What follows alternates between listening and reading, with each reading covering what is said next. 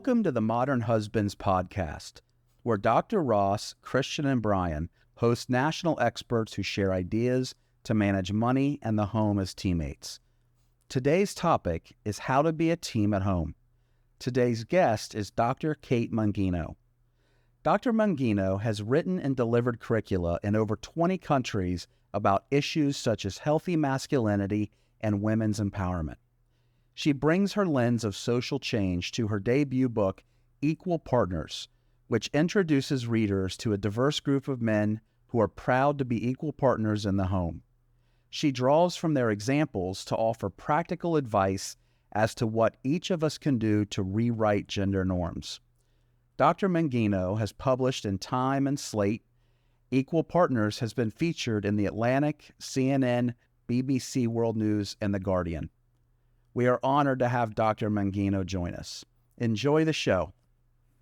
Dr. Mangino, we are so thrilled that you joined us today. Thank you so much for having me. I am very excited about this conversation. Well, I know that I already brought up the book Equal Partners in the introduction, but for those of you who are watching this on YouTube, I'm showing you all the dog ear marks on her book. I love it. It's like the playbook for couples to understand how to have an equitable relationship at home. And through that, you will have a happier marriage. That's what all the research says. So there's no better person to have on our podcast to have those conversations and to help our listeners go home, have conversations with their partners, and make sure that they are both pitching in, not one person pitching in and the other one working, but both pitching in as teammates to manage the home in a way that is efficient enough where you don't have to waste a bunch of time talking about the mundane tasks of managing a home, and also doing it in a way where both partners feel valued. So I would love to know, I know we would all love to know, and the listeners would love to know, what does teamwork look like in the 21st century home? That's a great question. And I want to say that I'm going to answer it in 2 seconds, but I want to add the caveat that my research looks at couples, regardless of gender identity, where both people work outside the home and both people contribute inside the home. So I'm going to give you my definition of what teamwork looks like in 2023. But I do understand that if one of you is part-time, if one of you is stay-at-home, one of you is flex, and one of you has, one of you is a neurosurgeon and has a very demanding job, this is going to look differently for every couple. Right? Every couple, every relationship is unique. So we'll talk about norms today and maybe a starting place with the understanding. I just want to put that out there right away, the understanding that this is going to look different in every household. Yeah, that's very well. What I think teamwork looks like is that we acknowledge that we have had gendered assumptions in our partnerships forever, and we throw them out. So teamwork is no longer he mows the lawn and she does the dishes because that's what has been role modeled to us for our entire life, or he does the finances and she bathes the kids. But we acknowledge that we've been following gendered patterns. We throw it out and we start fresh. And we start fresh so that all of us, both of us, have equal time for work, for caregiving, for household work, and for ourselves. And some people, that time for ourselves is personal. Those introverts just want to curl up with a book, and those extroverts want to go out with friends. But whatever refuels our batteries, we have time to do that. I think that's what real teamwork looks like. I was thinking about sports analogies when I thought about this off the bat. And I think that there are assumptions made when coaches look at teams and they decide who's going to be a running back and who's going to be a wide receiver, right? You look at, what kind of body type do you have and what are your skills? I think in the household, we have relied on gendered assumptions about who's going to do what for a long time. And so just acknowledging that and starting with a fresh slate. If you're listening and you hear that and you think to yourself, that sounds ideal, that sounds wonderful, but how do you get there? So that's what we're going to answer in this podcast, because full disclosure, I've not always been a modern husband. I was probably at best at times in our marriage a subpar husband, where I fell into those gender norms early into our marriage. And for someone who's kind of gone from working 80 hours a week to my wife working more, I can assure you that today, what you will learn will make your marriage better and will make you and your partner happier. Absolutely. I really like how you said, like, starting with a blank slate. That really resonates with me, and I'm thinking as a newly engaged individual, I guess, how we can apply that concept, or just, I guess, advice for any new relationship, newly engaged, newly married. How can early couples start out their married lives together as teammates with this blank slate concept? First of all, congratulations. That's great news. It's very exciting. And I think that this might be the most optimal time to have this conversation. You're just moving in together. You just got engaged. You're starting a long-term relationship. So for listeners who are out there who that fits where you are in life, like, jump into the deep end right away, because this is sort of when I think you can get the most return on your investment of time, to be totally honest. Sorry, Brian. Yeah, sorry. The rest of you are out. No, but it just, we can talk about wherever you are in your life cycle, but I do think this is one of the most opportune times. And I think the first thing that you need to do is have a shared understanding of some vocabulary. Now, you can do that by reading my book, certainly, but you don't have to. You can read other books, articles, conversations. But we use the word marriage, but everyone comes at that with a different idea of what a healthy or successful marriage looks like, right? So I think sitting down together and having some really honest conversations to say, okay, tell me about the marriages or the relationships that were role modeled to you growing up. Who do you admire? Who do you look up to? Was it grandparents, parents, aunts and uncles, neighbors? Are you thinking we're going to emulate that? Are you thinking we're going to change it? Like, just talking through what that ideal relationship is going to be like. I think a lot of people come into relationships with assumptions. We don't say those out loud. And then once you do, your partner might be like, oh no, rubbing your feet by a fire? No, that is not my idea of a great relationship. Like, where, so I just think saying things out loud and having a shared understanding. You both need to talk about, what is cognitive labor? Do we understand what cognitive labor is, and what is cognitive labor in our household, in our relationship? Do you both understand the difference between equal partnership and sort of that manager-supervisor role, right? So just going through some terms and vocabulary. I do have in my book, now that I think about it, I think it's chapter 3. I have 10 questions to have with your partner before you get married. So that might be a good place for you to start. Yeah, definitely check that out. And I think that just know this is not a one-off conversation. You can't talk about this once and check the box and be like, we're going to be gender equal, all set. I think that our gender norms are so embedded in us. It's like the air you breathe. It's pervasive and yet invisible at the same time. And so just know this is going to have to be a regular conversation. And when you set those norms and patterns, in that first household, when you come together, that's great. And then just know that every time there's a change, new job, you move home, someone starts a volunteer job, someone goes back to school, you have a baby, whatever, you're going to have that conversation over again and reappropriate and reevaluate. I also think it's just sort of kind to yourself to say openly, we were both raised in a very gendered society. We both grew up breathing social norms.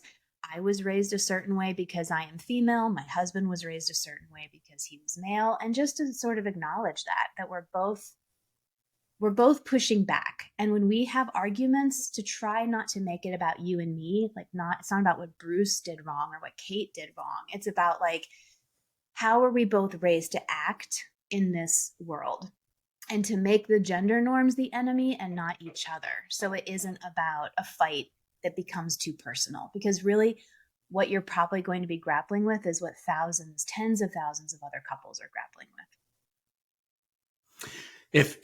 I'm from a small town in Ohio, and most of the couples there, the families there, are very gender normed. And a matter of fact, if I were to use the words gender normed where I'm from, they would kind of look at me cross-eyed, like, what are you talking about? Yeah. And it's so like, there's such a dislocation, I think, between kind of the culture of areas where I'm from, kind of like the rural areas in the country, and areas where they're maybe more urban centered. And one of the challenges that I faced was like moving past language that was new to me and just realizing the practicality of it. That, hey, I like to cook, and my wife, God bless her, she would tell you this, she's not any good at it. And so I do all of the cooking. That means, from, as you brought up, cognitive load, the grocery list is on me. Like whatever we're cooking for the week, whatever we're eating, that is all on me. So we don't have to have these time consuming conversations about who's cooking, what do you need at the grocery, what are we having tonight. My hope, and we don't have time for that. And kind of like, and so I want to make sure our listeners are aware, when you hear the nomenclature, these types of words, honestly, it just really comes down to what's practical. So anyhow, I had to interject. I appreciate Dr. you Mangino. saying that, Brian. No, I appreciate you saying that. And Kate is cool. You can call me Kate. But I do think, and I think the questions that I have in my book kind of get at what you were talking about. Because you're right. You're not going to sit down with someone you're like super in love with and thinking about a commitment and say, do you have gendered patterns in your life that are like, that's not how people talk. But if you said to Christian and Dr. Ross would, they're brilliant, so? And their spouse. Yes. I mean, I don't talk that way in my relationship. My husband would laugh at me. But what you could say is like, do you think, and here's like one of the questions I have. I don't have all of them memorized, but one of them is, do you think the person who earns more money needs to do less in the house? Ooh, that's like a really question. Fair question to talk through. Do you assume that whoever brings in more money, knowing that men get paid more money than women, right? In professional, knowing that we have a wage gap, do you think the person who earns more money needs to do less work in the house? Talk through that. Say things like, do you think because I'm female, I should do more cleaning than you? I think if you just make it more plain spoken, and once you put it like that, most people that I know are, will say like, oh, no, that doesn't feel right. The way you phrase that question, that first question, is so important. Do you think that if someone makes more money, that person can do less at home? And that is such an important question, because if money is used as a tool of control and power in a marriage, it is very dangerous. It is toxic. And you use the word money, not time. That's an important distinction. You can work 40 hours a week. The other partner can work 40 hours a week, but one partner earns way more than the other. And so that question framed that way is really important for their future happiness. Sorry to cut you off, Christian. Oh, no, you didn't cut me off. This is absolutely fascinating, and I'm learning a lot.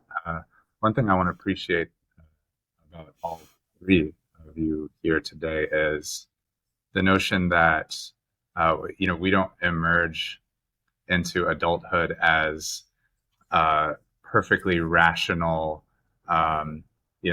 really perfectly thoughtful creatures who know all the answers about how to, set up a partnership, set up a team relationship with our significant others. Like, we're learning on the job, Yeah. I really appreciate that, because I am learning on the job myself, so to speak, learning on the job about these things. And the idea that we can have these conversations in frank, plain spoken language, rather than some of these, alongside some of these loftier, like speaking about gendered norms, for example, like that can be a really tricky vocabulary to wrap for anyone to wrap their head around, whether they're from rural Ohio, or I live in New York City, where some of those vocabulary terms are fairly commonly used, right? So theoretically, I would be more comfortable using them, but I'm not, and that's okay. Like we're learning on the job. So thank you, appreciate each and every one of you. It's been a treat to learn and listen so far. One of the things that I'm hungry to learn about from you, Kate. My partner, my wife and I, we've been together for 10 years, married for 2.5. We don't have kids. And so we're at a stage in our partnership where we're, needing to have these conversations about what's that going to look like if that happens. The stork, drops it off. I assume that's how all of that works. What are some of the conversations that she and I should be having to plan together as a team for such a stork-driven eventuality? So I earlier I said to Bruce that he was sort of at this one of these pivotal moments to have this conversation. I think that people who are adding a first child to their relationship are also at another one of these pivotal moments where it's really important to have this conversation, simply because we know that even couples who have equal partnership households before kids will often tend to fall into stereotypes once those kids come, that our gendered norms are probably the strongest. When I say gendered norms, like what women do and what men do, what does a mom look like and what does a dad look like? What does a good mom do and what does a good dad do?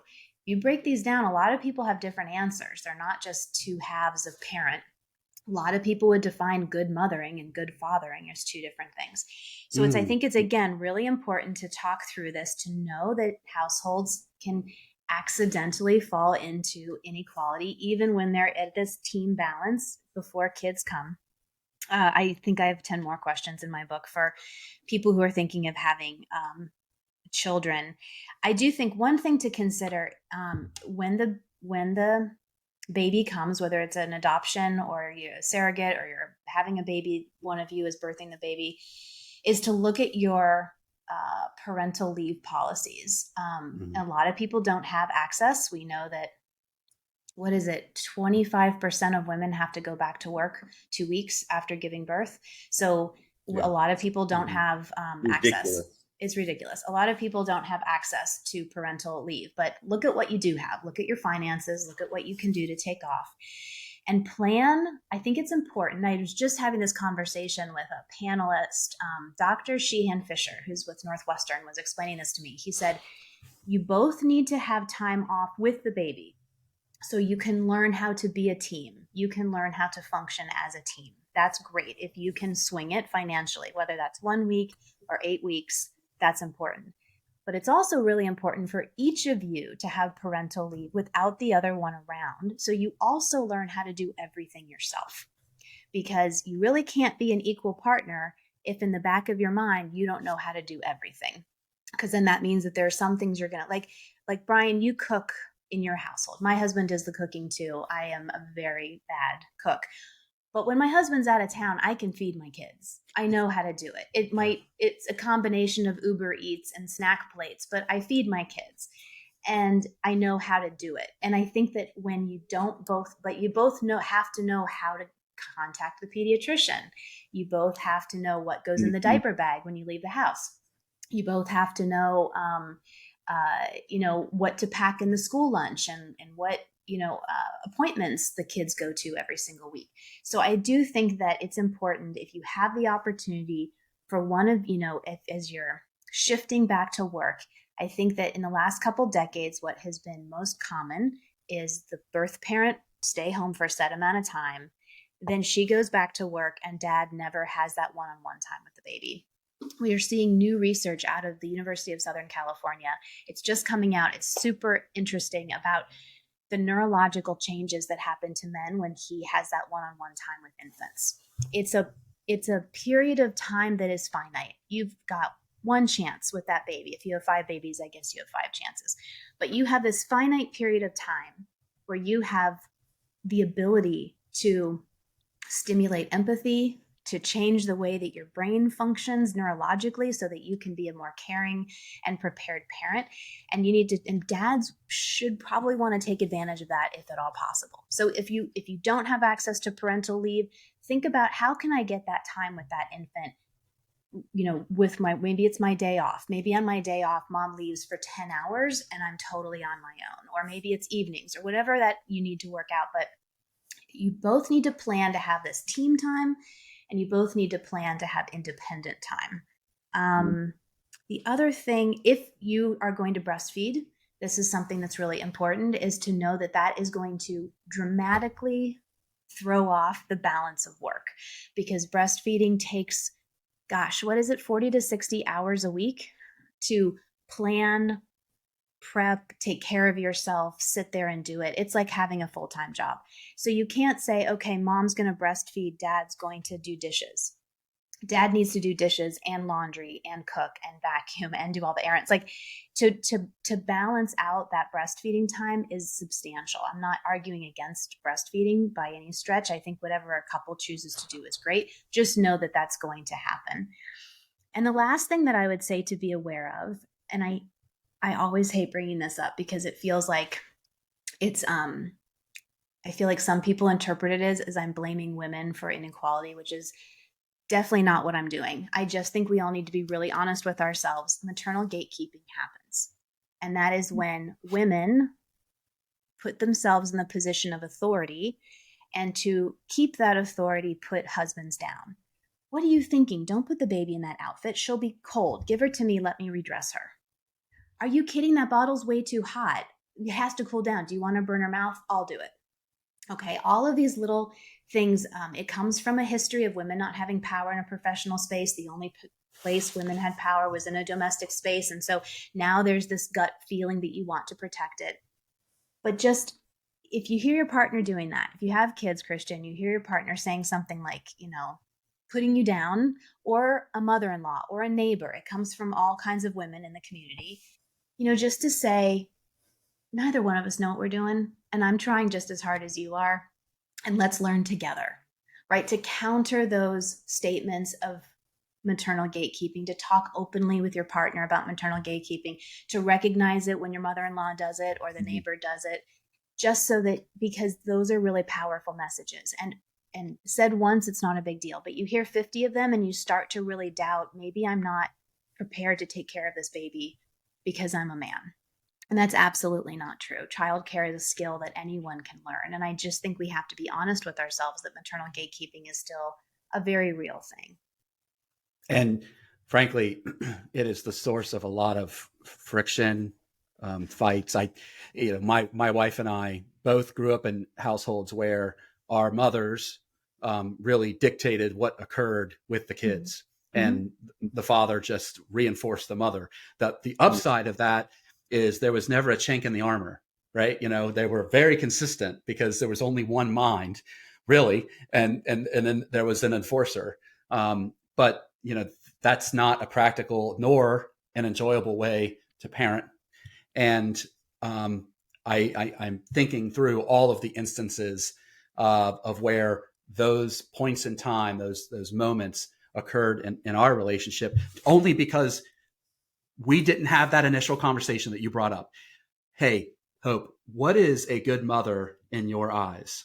What is a good father in your eyes? We never even established what our own visions were of being a good parent or being a good spouse. So how is it that we truly just kind of stumbled into patterns without having a vision or goal that we both thought, this will make us happier, this will make us better.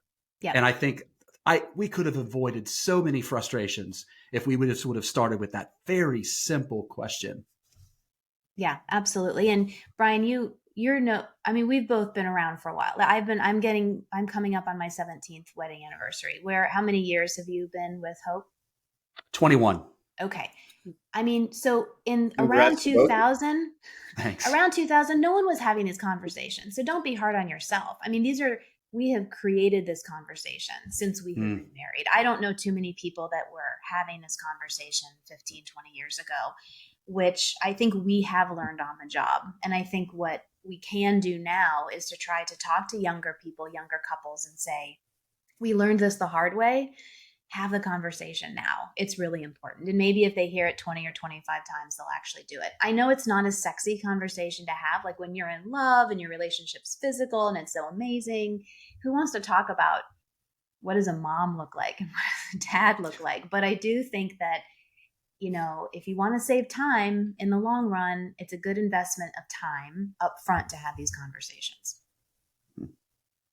Yeah, I think it's interesting, and I think continuing this conversation about just differences in the roles or the responsibilities within the household, I wanted to bring up one of the latest Pew reports that found women continue to share a disproportionate amount of the labor at home, even when they're earning more, even when they're working longer hours outside of the home.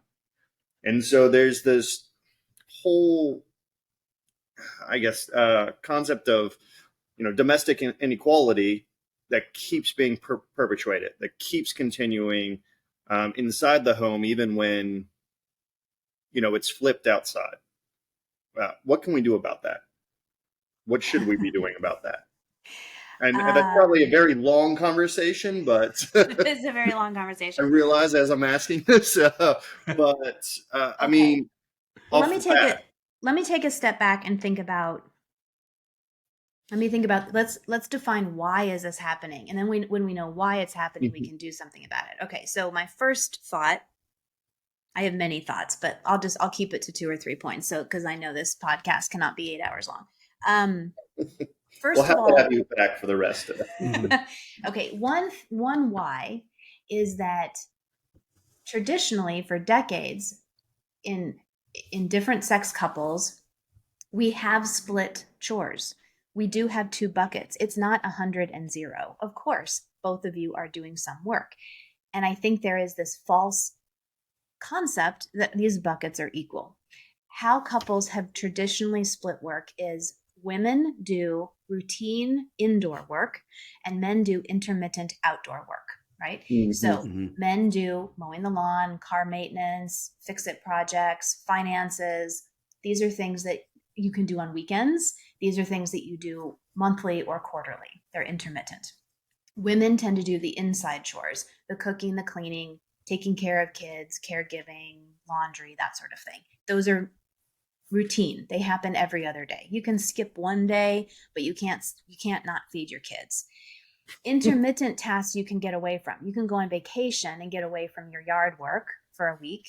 But when you go on vacation, you still have to feed your kids and bathe them and put them to bed and deal with meltdowns, right? So I think that we have these 2 buckets that have been traditional, but they really play into this inequitable balance that we already have. So what do we do about it? Acknowledge it. Say, we've been dividing things indoor, outdoor, but that's not equitable. So what we need to do is reappropriate our tasks. So we're half-halving on the routine, on the indoor stuff, and we're half-halving on the outdoor. So we both have intermittent tasks on our plate. We both have routine tasks on our plate. That's one idea I have. Another idea I have is that I still think we confuse nurture and nature. We still confuse what is driven by personality or biology as opposed to what is skill driven, right? I can't tell me how many men have told me in the course of my research, I help out whenever my wife asks me to, but she's really the manager of the household because it's her personality. She's just better at multitasking. She's better at knowing what's going on in the house. And so I just let her manage everything. And sometimes people who sit in a C-suite office will say that to me. And I'm like, you're telling me in your job where you're making $500,000 a year, you can't multitask. Like, there's a disconnect here, right? So whatever skills you use in the workplace, you're free to use in the household as well. And I think that we need to be honest and say it's not her personality, that women have been socialized to multitask in the home as a coping mechanism because of all the things that she's tasked with. And I think we need to look at all of these intermittent and routine and indoor and outdoor tasks, caregiving, everything as skills, right? Some people grow up surrounded by babies, and so when they have a baby, they know exactly what to do. Some don't, and the first baby they ever hold is their own. But it still comes down to skills. You learn how to change a diaper. You learn how to burp that baby. You learn how to soothe it. It's a skill. And when you practice it, you get better at it. I have to say that I have a confession that Okay. C-suite man who's making that comment. I at one point in our marriage, obviously I still don't do this, but at one point I did the same thing, which is really to use flattery to perpetuate unfairness. Yeah. Yeah. I've done the same. Brian, you are not alone. Like one of the probably things that irks Chelsea. I don't want to speak for her, but I can imagine one of the things that irks Chelsea about being with me is some of the routine maintenance tasks around health of myself, her health. Picking up prescriptions, setting up doctor's appointments, setting up vet appointments for our pets. These kinds of routine maintenance tasks, I routinely shirk them and put them on Chelsea, saying, "Well, you're much better at managing these kinds of." And I can even recognize when I'm doing that I am reverting to some of these harmful norms that perpetuate some of the gaps that still exist between men and women in relationships like ours. So please don't beat yourself up here, Brian. I like I said, learning on the job. So this is, thank you. It's extraordinarily helpful. One of the things that I understand from your book is that men who become at some point in a relationship, men who become primary caregivers sometimes feel some form of shame over that. Why? I think that so that goes back to, okay, let me tie up one loose thread and then I'm going to get to that, is just to say, going back to Bruce's last question, what do we do about this? I think there's a huge amount of acknowledgement before we can do anything. We have to figure out why we're falling into patterns. Brian, you made those comments. Christian, you made those comments, not because you were trying to be overtly unkind towards anyone, but it was just you're kind of falling into patterns. And so I think self-awareness is really important, and then changing what we do. And that question you just asked, Christian, is along the same exact lines, and also goes back to what we talked about earlier about what does a mother look like, a good mom, what does a good dad look like? Traditionally, what do we say? What would you say, Christian? What's the number one thing that a dad needs to do for his family? Yeah, I mean, the thing that I would see in like movies and TV shows,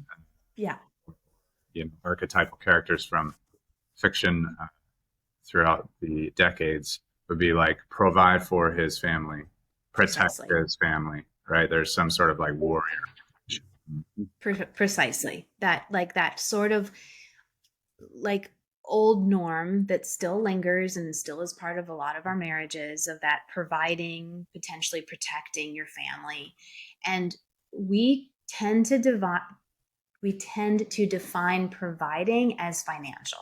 Providing for your family is about bringing home enough money to pay for your family, to make sure that everyone's comfortable and everyone's safe and everyone's, cared for. We don't think of providing for your family in terms of emotional support or caregiving support. And so I think that when men who are the primary caregivers, I interviewed a guy for my book who was a stay-at-home dad, just short term. It was for a couple years. His wife was earning enough money for the family. And his kids were, it was during the COVID shutdowns, of course. His kids were homeschool. He worked construction. It just made more sense for him to take a couple years off and just be with the kids during that time of instability. And I asked him how he felt about it. And he said, well, I don't put it on a hat and wear it to the playground, stay at home dad. He's like, if someone asks me outright, I'm not going to lie, but I don't bring it up in conversation. And I find myself not asking other men about work because I'm afraid they're going to ask me about my work. And then I'm going to have to explain that I'm a stay at home. So I think that's the shame or the embarrassment that you were talking about.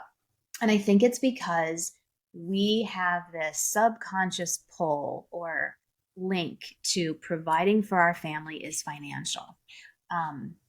There's another story, another guy I interviewed who chose to be a stay-at-home for a few years. He had little kids, like an infant and a 2-year-old, right? And anyone who has kids out there, that you're like in it, like that is just, that's the time, right? His wife was a physician, made plenty of money. And he's like, providing for my family needed to be time. My kids needed a caregiver. They needed a parent. They needed hugs. They needed time. They didn't need money.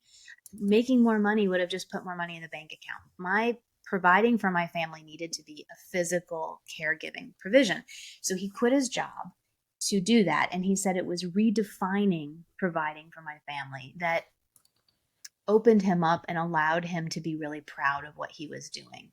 So I just think, you're 3 men, like the more we can do to talk to other men and to redefine providing and say, providing for your family, financial is one of them. Sure. Like you need enough money for your kids to eat and to have a roof over their head.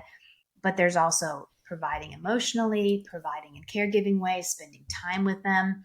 And when you put all of these things together, going part-time, not taking what's the word I'm looking for? Like turning down a promotion, taking on a job that pays less but is more flexible, that feels like moving towards that providing for my family as opposed to away from it. So I just think that's another one of these things we just need to tackle straight on and talk about it. And that's another question when you're having that baby or when you're getting married. Like, how do you define providing for your family? And how are we both as a team going to provide for our family? Well, that single choice has compounding consequences because if you follow gender patterns, then she stays home and she is more flexible.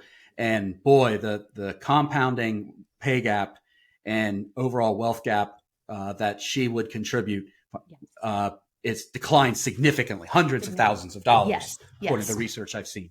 Yes. And like today in 2023, when in 45% of households, women earn around the same or more than their partners, that's illogical.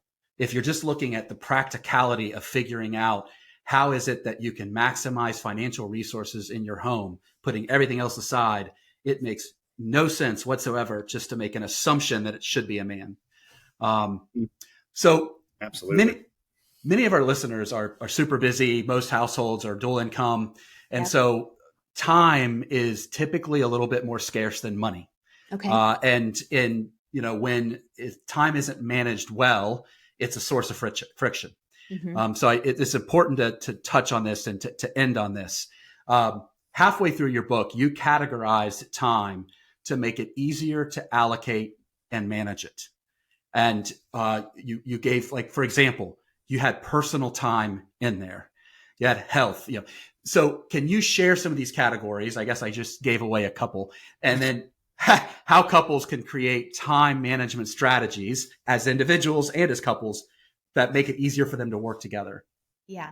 I came up with these categories because a lot of the literature to date was about tasks, like reappropriating tasks and who's going to do what. And that kind of sometimes works for some people and doesn't work for other people. So I started to think, like, what's another way we can just frame this conversation? That's why I came up with these categories. We both need time for work. We both need time for income generation, for our professional activity, our economic activity outside of the household. And that includes commuting time. That's the time to get to work, to think about work, to do your work. We need time for caregiving. We need time if that's caregiving for a pet or an elder family member or a child, or ourself. That could be self-care. But do we have time to care, give, and to build those emotional ties and have emotional relationships?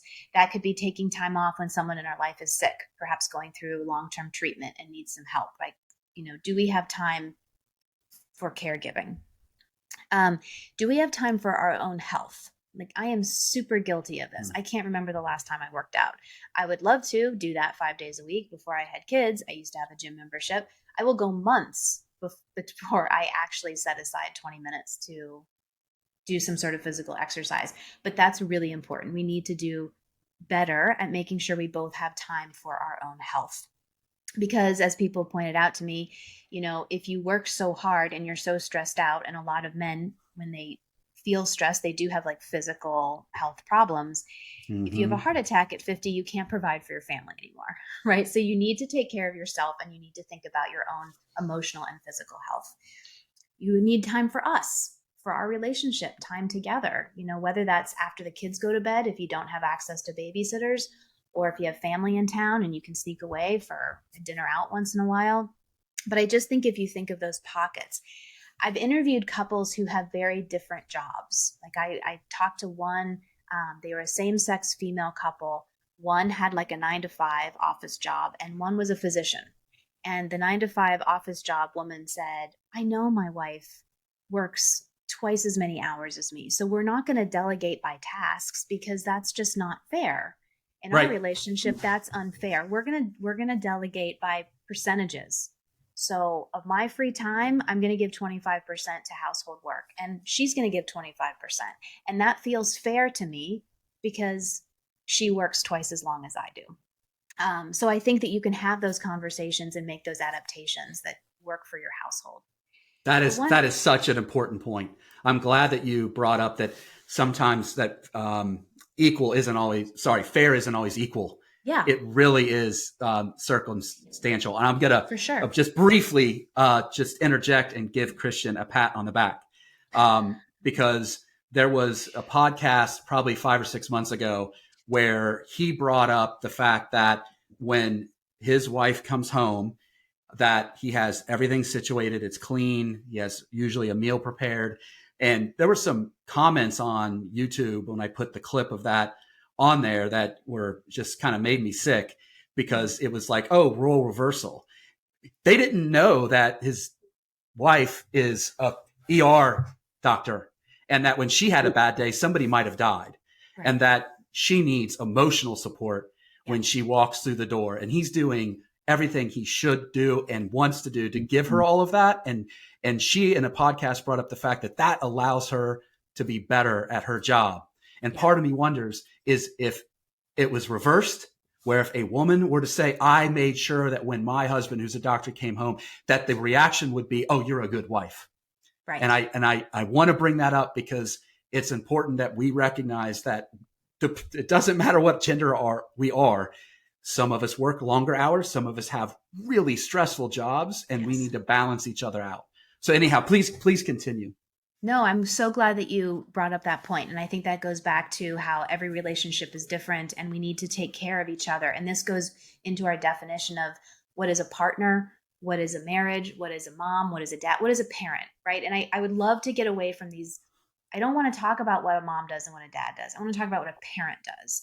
And I don't want to talk about what a husband or a wife does. What does a partner do? What does a partner do to take care of that person that you have a commitment with, right? And I think that the Christian's example is perfect. The last point I wanted to bring up in the time category is that, this is a sticking point in my own relationship. And since I'm talking to 3 men, I thought maybe I would bring it up with you and see how it lands here, is that, and I'm married to a man, and Evan tends to, when we get really busy, he just wants to put his head down and just blow through tasks, like get things off the list. Oh yeah. Just do it. Right. Yes. And I oftentimes need Saturday. Let's just see how much we can knock down. And I sometimes, because I'm a woman and I'm not saying this is a biological difference, but I was socialized as a girl, and I have been socialized to talk through feelings. Sometimes I just want to sit down with him for a half hour first and say, how are you feeling about all this work? How am I feeling? Like, how can we be a team? Like, it's hard for me to feel like a team when we're not communicating and we're just plowing through our lists. But if we take a half hour to have a cup of coffee together and we talk about what tasks we can do together and what we're going to do different and what are we going to do at the end of the day when everything's done to celebrate, that makes me feel like a team. So, and that half hour of talking could save a 2-hour argument later on. So even though he might think it's a waste of time earlier in the day, to me, it's a time savings because it will put both of us in the right emotional mind frame to tackle this really long day of things we need to do. Now, I'm not saying other couples are like us. I'm just putting it out there. Trying to be a little vulnerable here about be honest with each other about what do you need physically, emotionally, financially, all of it to get through what we have to get through. Because how are you handling it? But how are you handling it? Because what I need is to get it done as fast as possible, and what she needs is exactly what you're describing. So how do you do that? How do you compromise? We compromise. Okay. We say like, okay, let's just like, I would love to talk for 2 hours. That's not reasonable. Let's do 45 minutes. Let's do a half hour, right? Like let's put some time together. Let's spend a few minutes to kind of get on the same page. In a couple hours, let's come back together. I need those time limits too, or else I would over process forever, right? And then, not maybe necessarily get through that list of things to do. So I think. And what does he want to do? What does he want to do? He wants to just put his head down and work. And this is another conversation, is that sometimes when he works, he'll, you kind of just zone out and you focus on the work, whereas the kids will follow me around all day. So while he's doing his chores, he's in his own little world.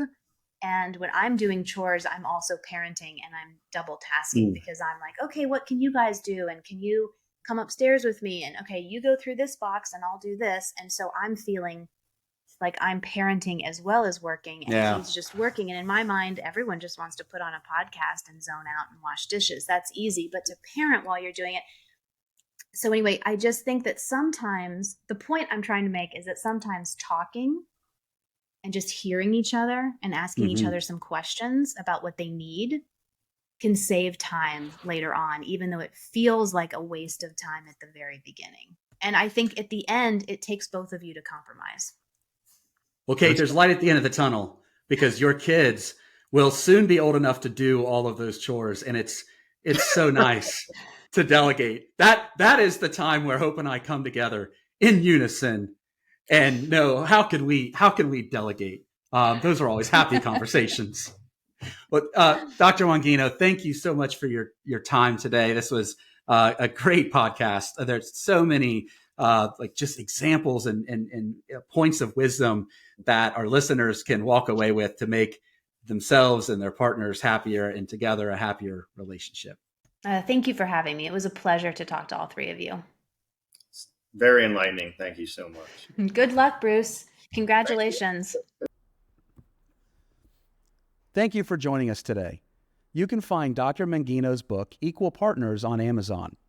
Don't forget to click subscribe wherever you download your podcast. Give us a rating and share the Modern Husbands podcast with others. A special thanks to our guest, and of course to all of our listeners. Please be on the lookout for new and exciting announcements on modernhusbands.com. Until next time, be well.